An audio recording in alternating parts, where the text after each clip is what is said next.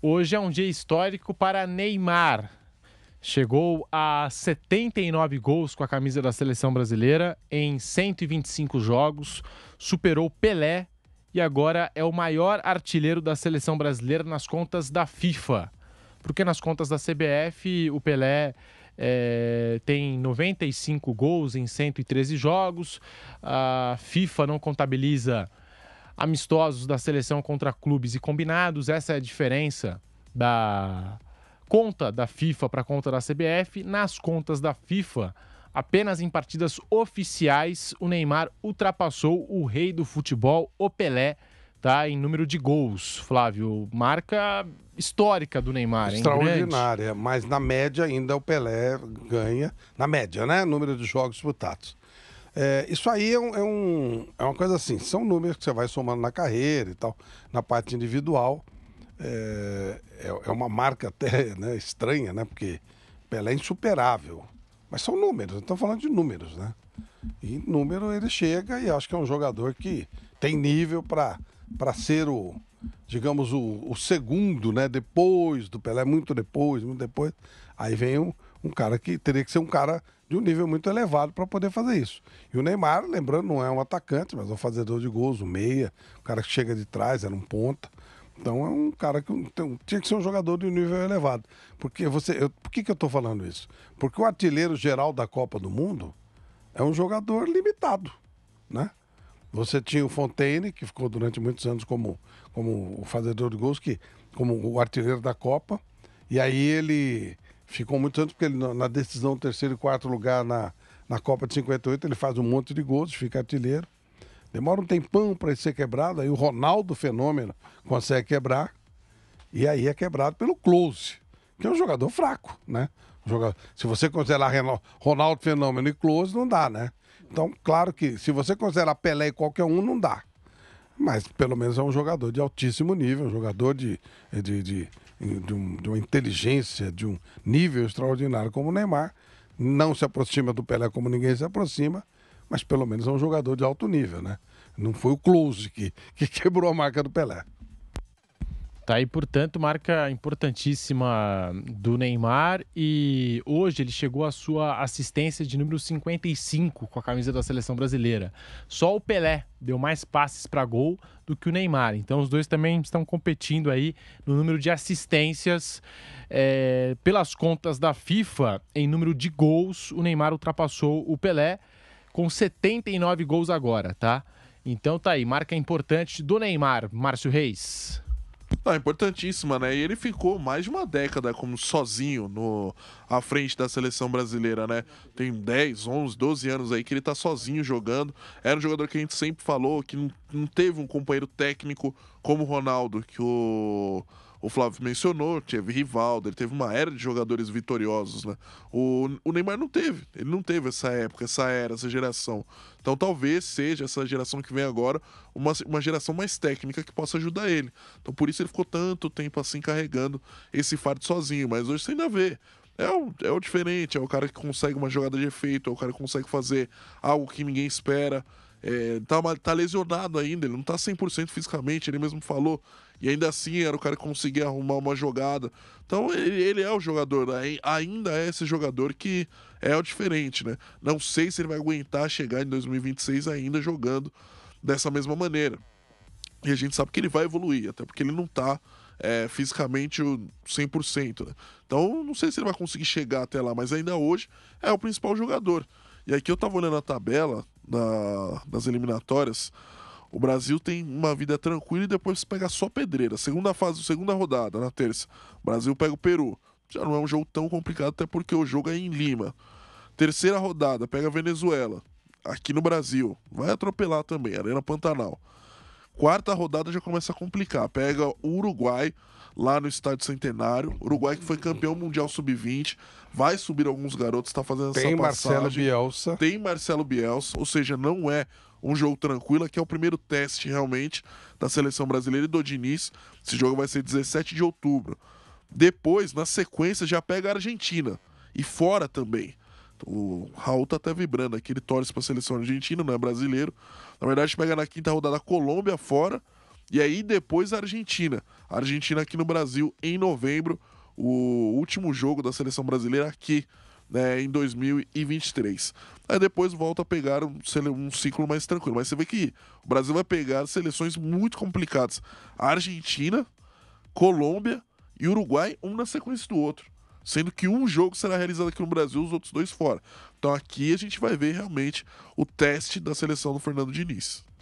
E o que eu queria chamar a atenção quando a gente fala do Neymar é que ele não disputava um jogo oficial desde fevereiro, e ainda com a camisa do Paris Saint-Germain. É claro que em abril ele disputou alguns minutos no amistoso, aí não entra na conta porque não foi jogo oficial. E o Jorge Jesus, até quando ele ficou sabendo da notícia que o Neymar tinha sido convocado, ele falou: como assim? O Neymar não está em condições de jogar aqui e foi convocado para a seleção brasileira? Ele fez esse questionamento, enfim, e colocou até em dúvida, né, a ida do Neymar à seleção brasileira para esse jogo contra a Bolívia e também o jogo da próxima terça-feira contra o Peru. Mas hoje o Neymar jogou os 90 minutos, eu pensei até que numa dessas o Diniz ia colocar ele no banco, entrar no segundo tempo, ou só o primeiro tempo, tira no segundo para dar aquela poupada, porque tá voltando aos poucos, quase 8 meses fora, né, se a gente for parar para analisar. E jogou super bem, 2 gols, Flávio, jogou super bem, 2 gols, ainda distribuiu passes, assistência e mostra que tem aí uma temporada pela frente e só está começando as eliminatórias, Flávio. Em cima de tudo aquilo que já foi dito aqui, o Neymar ele continuará sendo o jogador por onde a seleção vai girar. Ele vai ser o jogador de referência do Fernando Diniz, obviamente. Não há nível de comparação de nenhum outro jogador no futebol brasileiro nos últimos anos, nem agora, nem os que estão chegando aí. Então, enquanto o Neymar tiver condição, o time vai girar em torno dele. Por isso que eu acho que ele não tirou o jogador exatamente para tentar já começar a fazer a coisa funcionar como ele vai querer que funcione. Ou seja, vai jogar em função do Neymar, em cima de um jogador diferenciado, de um jogador que tentar amplificar já o alto nível do Neymar. Essa é a ideia. É assim que o Fernando trabalha. Ele trabalha com tirar o melhor que pode do jogador. E isso demanda um acerto tático de todas as partes e tal. Então, se você vai trabalhar basicamente centralizado no jogador, ele deve jogar o máximo que puder, né? Por isso que ele não saiu. Jogar o máximo que puder para você ir fazendo com que as coisas se entendam. Quando acaba o jogo, ele vai, encosta no Neymar e começa a conversar uma série de coisas que você não sabe o que é. Mas foi uma conversa longa, claramente alguma coisa no sentido de, olha, vamos acertar aqui, viu como funcionou aquilo e tal. Claramente era isso que eles estavam conversando. Então vai ser em cima do Neymar o trabalho. E acho que não pode fugir muito disso, né, Márcio? Não, acho que não pode fugir realmente. E outra, ele é o cara que pode potencializar os outros jogadores, né? Pela qualidade que ele tem. Como você já falou algumas vezes, né? Você joga no meio de um jogador bom, você fica bom. Você joga no meio de um jogador ruim, você fica ruim.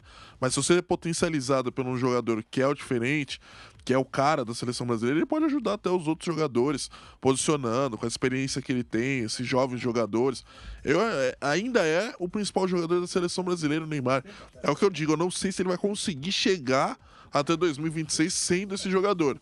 Ele vai ter que se cuidar muito da parte física dele, que é uma parte que preocupa. Já chegou nessa rodada aqui, não chegou bem. Então, assim, eu espero muito que ele consiga chegar até 2026 realmente num alto nível, para poder ajudar esses caras e ser campeão mundial, que acho que acaba qualquer discussão sobre o Neymar, porque seria até um prêmio para ele, né? Tanto tempo sozinho na seleção brasileira, ser coroado com um título mundial, acho que seria o prêmio de ouro.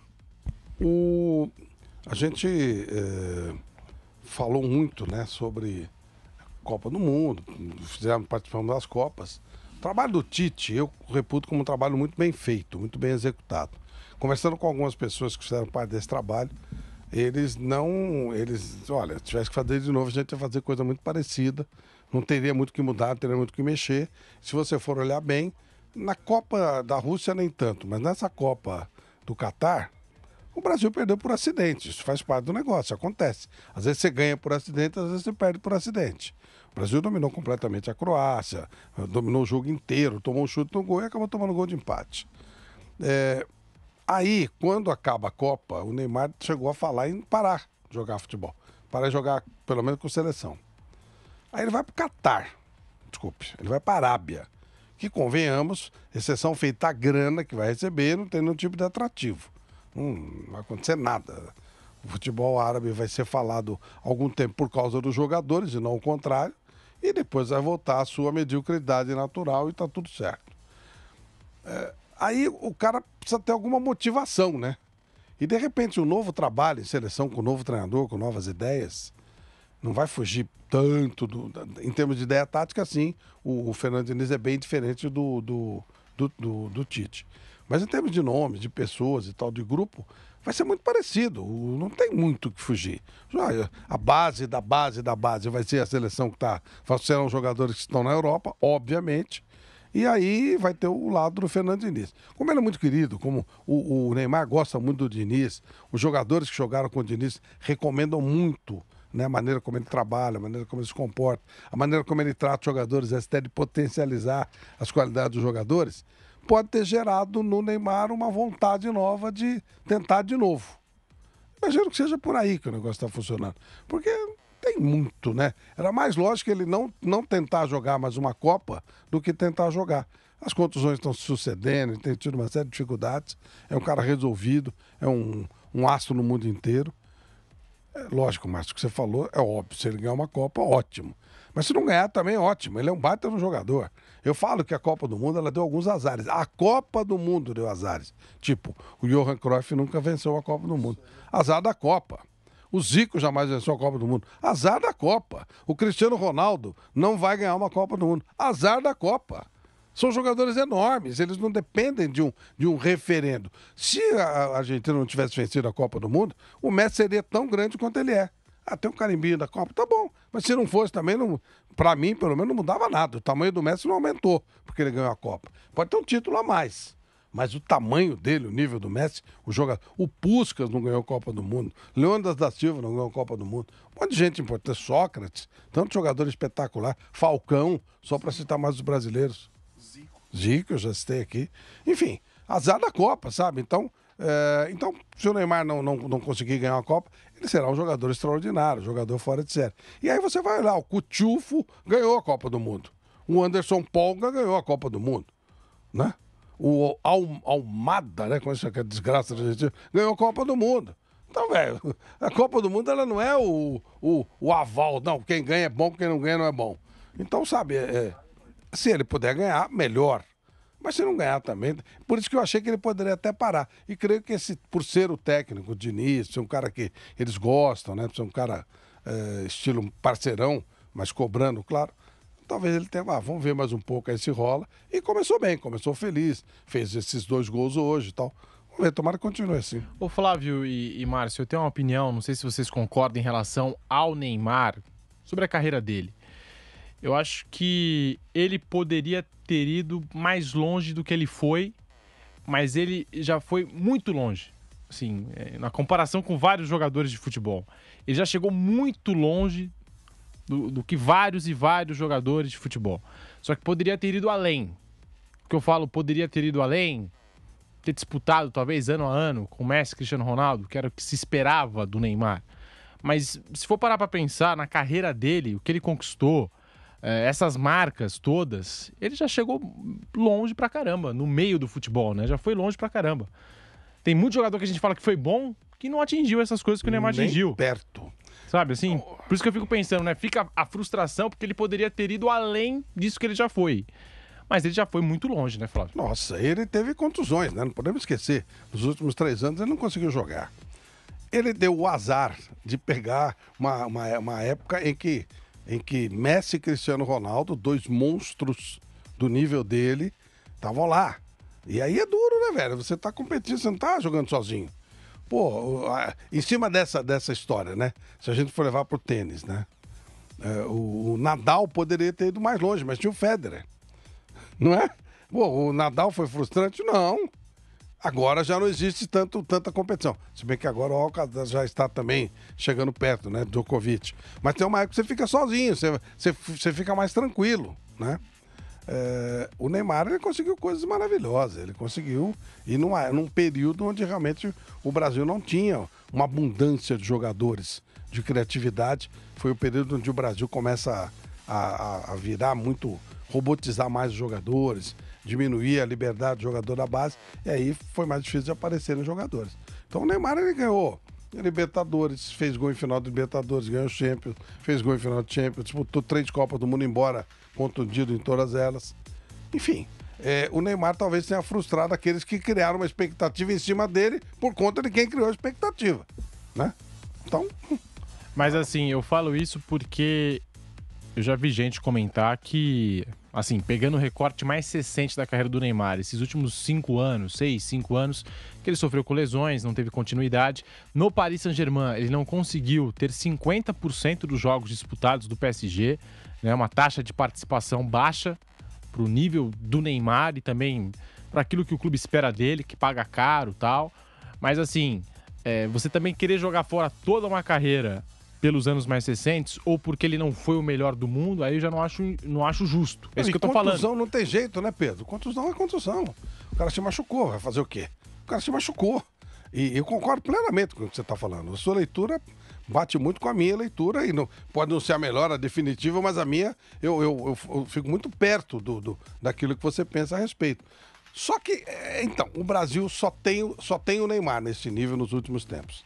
E aí cobra-se do Neymar que ele seja tudo aquilo que os outros que tinham apoio foram.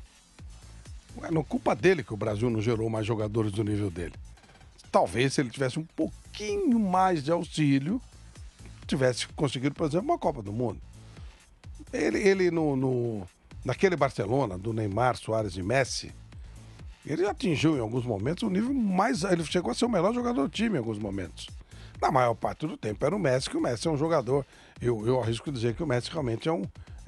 não, arrisco não. Seguramente o Messi tem um talento maior que o Neymar. Sem dúvida. E teve uma sequência maior de jogos, sem contusões e tal.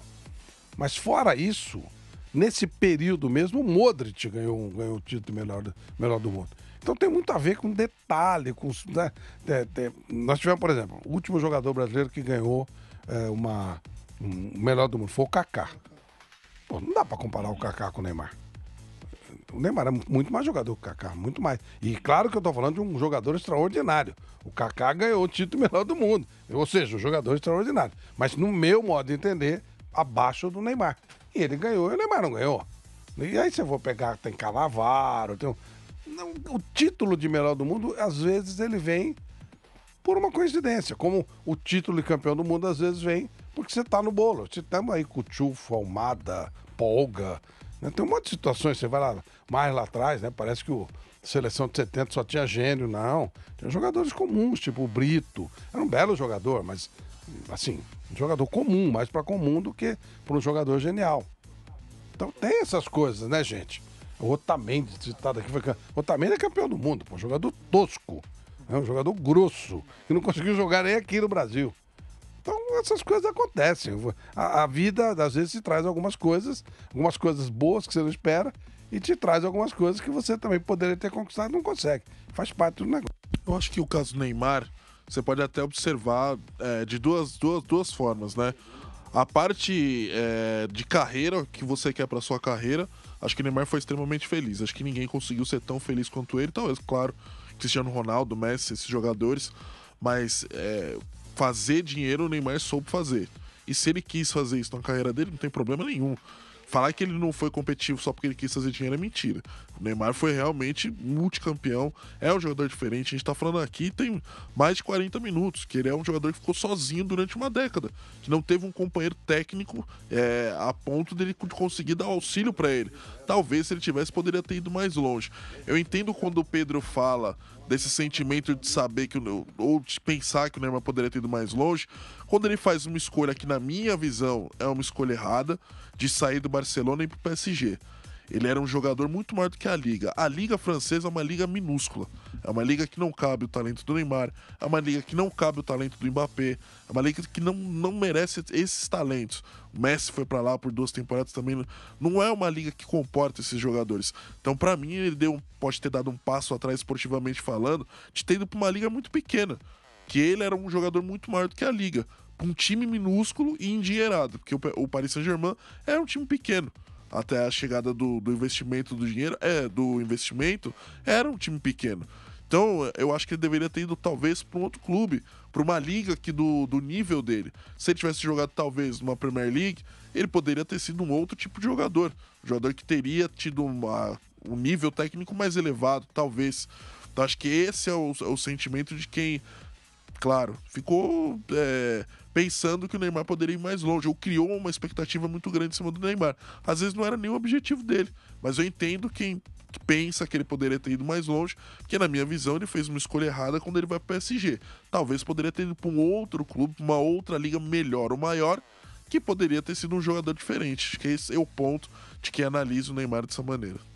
São fatores, né, Márcio, Pedro, amigos, que você tem que considerar, depende muito da ótica. A última vez que eu conversei com o pai do Neymar foi numa pizza solidária, a gente ficou conversando, 3, 4 horas, talvez, até a madrugada. A conversa foi embora. O Bruno estava junto, algumas pessoas daqui da rádio estavam junto também. Conversa longa. E ele colocou algumas situações do tipo, ele falou assim, os caras falam que eu faço uma má gestão da carreira do meu filho. E na época ele tinha assinado o maior contrato da história do futebol, que era com o Paris Saint-Germain. Até hoje é a maior negociação, né, da história. Agora ele vai parar, vai ganhar mais uma bala, um caminhão de dinheiro. Dinheiro não é tudo, mas todos nós começamos a trabalhar pensando em grana. E também, nós temos que considerar alguns fatores. Hoje o Bruno fazia um levantamento, a gente estava batendo um papo. Esses jogadores precoces, eles chegam um momento que, deu a cota. Deu a cota. E a média está baixando cada vez mais. Mas você olha os jogadores, quando ele chega nessa fase, 30, 31 anos, o cara está com o saco muito cheio. Em todos os sentidos, cheio de dinheiro. A paciência já não é mais a mesma, a cobrança é muito grande, rede social, etc. Ao lado do ego, o cara quer ser reconhecido, o ego do cara continua sendo um ego, né, que ele quer ser reconhecido e tal. Ele tem que procurar novos desafios. O cara já ganhou tudo. O começo da brincadeira é aqui quando o pai dele é um jogador que não consegue jogar um grande futebol, a família passa dificuldades, e aí aparece um prodígio que não podia... Ele com 10, 11 anos, já era um prodígio, já ganhava uma grana no Santos, portanto não podia ter uma infância normal. Depois ele é um adolescente que não pode ter uma adolescência normal, porque onde ele ia parava tudo, fechava tudo e tal. E aí ele vira um jovem que também não pode fazer nada, e aí ele se fecha, coloca os parças e tal. E ele conquista tudo que a família dele precisava, até uma 5ª ou 6ª geração. E aí, cara, começa a vir a encheção de saco. Mas não é só com ele, não. Se vocês lembrarem, o Ronaldinho Gaúcho largou até antes. Com 28 anos ele largou. Parou, ele começou a jogar aí nos cantos, começou a cair fora. O Ronaldo, tá certo que o Ronaldo teve contusões, mas da mesma forma, para antes. O Pato para antes. Todos eles estão aí, o Pato tá até mais... Eu digo parar, em alto nível. O cara começa meio que, normal, natural que isso aconteça. Mas por que Messi e Cristiano Ronaldo não pararam? Porque eles são fenômenos. O Messi, eu acho até pelo perfil dele, ele é um cara diferenciado, ele me parece um cara... Ele é diferente até nisso, né? Você vê que a maneira do Messi de ser é uma maneira mais... Ele é mais quieto, ele tá sempre lá com a Antonella, ele é um cara que fala pouco, é um cara né? Muito... Ele é diferente, não é expansivo como o Neymar. O Messi, se ele não fosse famoso, ele também não sairia na rua, me parece, pelo perfil dele. O Cristiano é uma máquina de desafios. Ele é um jogador extremamente forte fisicamente, não tem tanta técnica, então ele tem que se dedicar muito para poder chegar no nível que ele quer, coisa que pro Neymar e pro Messi é mais natural, mais fácil, por causa da natureza. E aí acontece que um começa a desafiar o outro. Então um puxava o outro, né? Um puxava o outro. E enquanto isso, o pessoal vai ficando... Pode ver, é normal. Eu fui puxando jogadores da história, lá atrás. Jogador 10, 12 anos atrás, 15 anos atrás. O Ronaldinho Gaúcho, ele poderia ter disputado... O Adriano, é outro caso. 26, 27 anos, ele ficou com o saco cheio. Parou. Né? Eu digo parou, você entendeu o que quer dizer? Parou no tiro. Encheu o meu saco, não jogo mais. Não quero mais jogar nesse nível. Então só falta um lado psicológico do cara. O cara não aguenta.